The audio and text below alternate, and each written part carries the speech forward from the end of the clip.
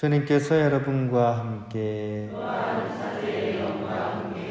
루카가 전한 거룩한 복음입니다.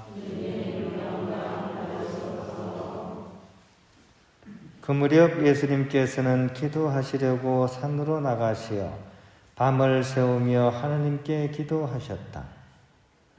그리고 날이 새자 제자들을 부르시어 그들 가운데에서 12를 뽑으셨다.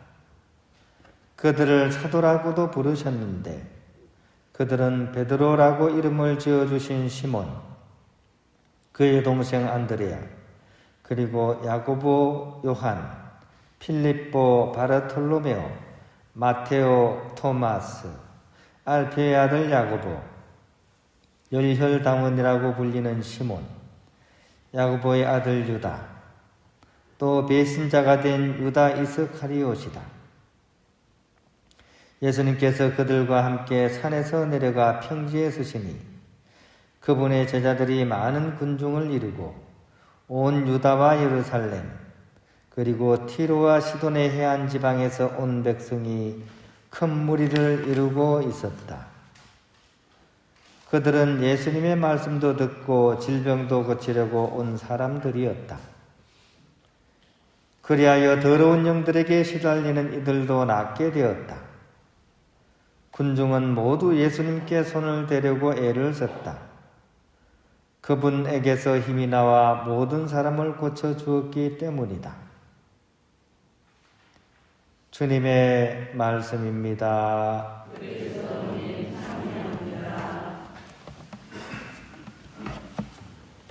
평화를 빕니다.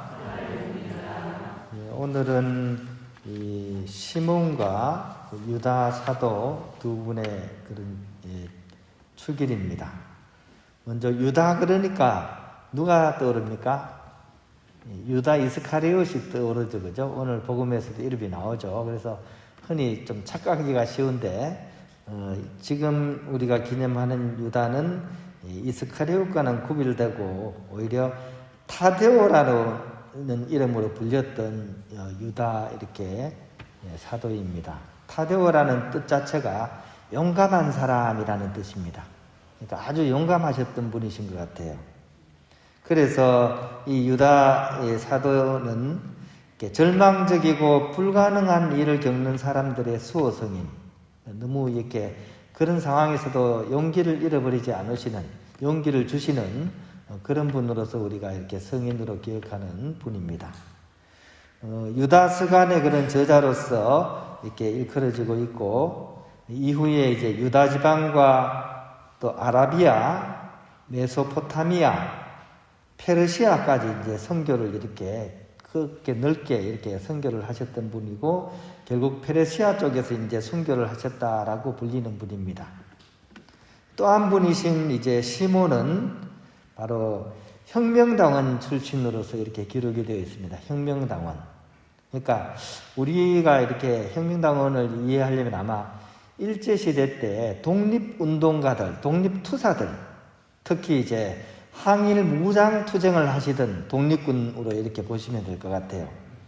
그래서 그 당시에 이제 로마 사람들에게 협조하면서 이렇게 자기들의 권력을 누리던 헤로데 정권의 정반대로 이렇게 행동하던 사람들입니다. 아주 과격하게 헤로데 정권에 반대를 했고 또 로마의 지배를 벗어나기 위해서 무력으로서 이렇게 투쟁을 하는 그런 사람들이 열혈당원이었는데 시몬은 바로 그런 이렇게 혁명당원 출신이었습니다. 이렇게 굉장히 보면 과격할 것 같고 그죠? 투쟁적일 것 같지 않습니까? 그죠? 근데 이 혁명당원의 모습과 예수님의 모습은 완전히 어떻게 보면 정반대입니다. 혁명당원들은 무력으로 이제 투쟁을 해서 이런 독립을 쟁취해야 된다라고 생각했다면 예수님의 방식은 완전히 다른 방식입니다. 오히려 원수를 사랑하라 하는 그런 방법입니다. 그리고 이 땅에 권력을 세우는 그런 나라가 아니라 하느님 나라를 선포하는 그런 내용이었습니다. 그러니까 완전히 정반대예요. 한쪽은 완전히 현실주의자라면 한쪽은 완전히 이상주의자인 거죠. 그죠? 그럼에도 불구하고 이 시몬 사도는 예수님의 말씀을 결국 받아들입니다. 그러시고 나서 그때부터 이제 예수님의 말씀을 따르는 삶으로서 온전히 살아가고자 이렇게 노력하셨고, 결국 이렇게 앞에서 말씀드렸던 유다 사도와 함께 페르시아에서 이제 순교를 당하시는 그런 삶의 여정을 걸으십니다. 그래서 이 두 분을 함께 기념하면서 오늘 순교자 어떤 축일로서 이렇게 빨간 제의를 입으면서 이 두 분의 삶을 우리가 이렇게 기념하고 있는 것입니다. 이 두 분 삶의 공통점은 뭘까요? 두 분 삶의 공통점이기도 하고 우리 모두와의 공통점이기도 합니다. 이분들은 바로 전과 후가 다른 사람들입니다. 어떤 전과 후일까요?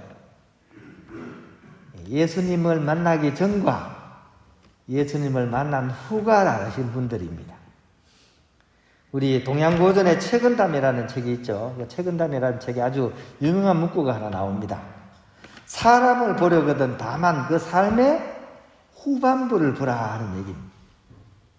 그것이 그 사람의 진짜 모습이라는 거죠. 그런 점에 있어서 이 두 분의 삶은 한판 뒤집게 성을 거두신 그런 인생이라고 할 수 있겠습니다. 그 예수님을 만나면서 어떻게 보면 인간이 가야 될 그런 궁극의 삶, 결국 성화되어서 성인이 되는 삶을 이 두 분이 걸었기 때문입니다. 그런 점에서 이 두 분은 우리와 사실은 같은 처지에 있죠. 예수님을 만난 사람들이죠. 그죠?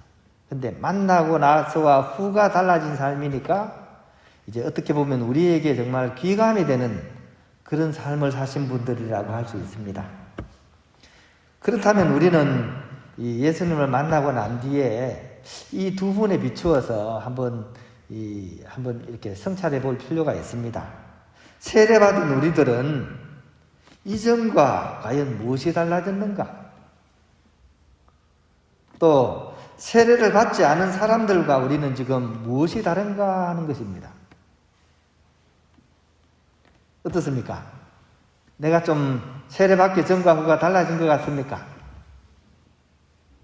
또 여러분의 삶이 세상에서 살아가는 이웃 동료들과 좀 다른 것 같습니까? 어떻습니까?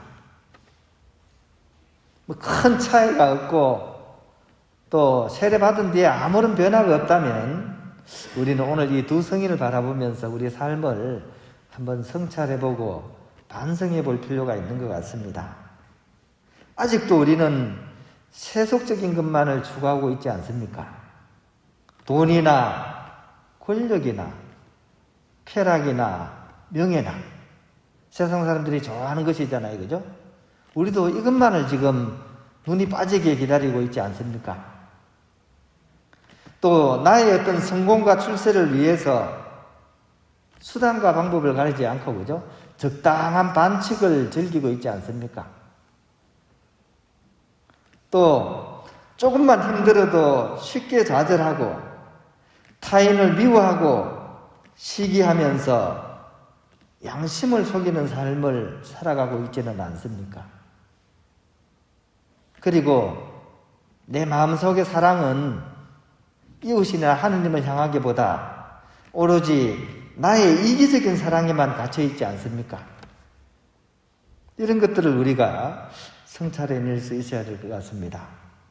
물론 세례를 받는다고 해서 우리가 하루아침에 전혀 다른 사람이 될 수는 없을 것입니다.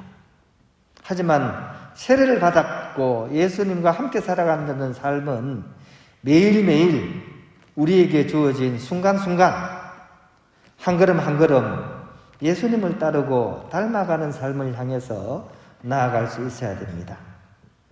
그런 것이 바로 그리스도인의 삶이기 때문입니다. 예수쟁이, 이게 그리스도인이죠. 그죠? 쟁이라는 말은 아무데나 쓰는 게 아닙니다. 엄청 그거를 완벽하게 최선을 다해서 하는 것을 쟁이라 그럽니다. 근데 예수쟁이라는 말은 뭡니까? 내 최선을 다해서 예수님을 닮기 위해서 산다는 얘기겠죠. 그죠? 우리 다 예수쟁이들입니다.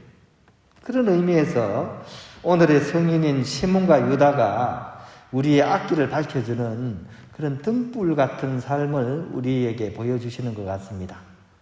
오늘 이 두 성인의 삶을 바라보면서 우리 또한 예수님을 닮아가는 그런 발걸음을 이렇게 걸어갈 수 있도록 오늘 내 삶의 그런 삶의 자취를 한번 성찰해보고 다시 용기를 내어 새 걸음을 내딛는 그런 우리가 될 수 있어야 하겠습니다.